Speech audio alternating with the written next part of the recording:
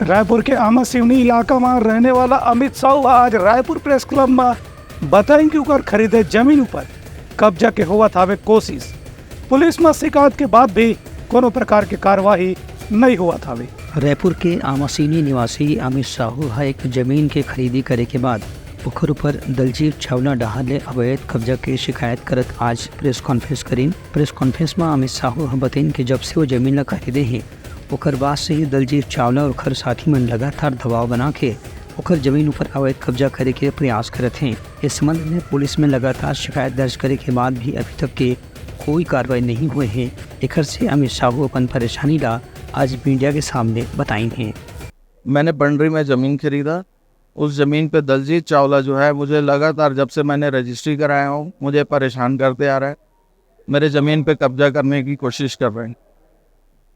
हमने सारे शिकायत किए हैं, सारे केस लड़े हैं, सब जो लीगल हो सकता था हमने वो सारे काम किए हैं। उसके बाद बोलता है कि मैं ये कोई भी चीज़ों को नहीं मानता, मैं कब्जा करूँगा मतलब करूँगा। इसने पैसे की डिमांड किया, हमने वो नहीं दिया।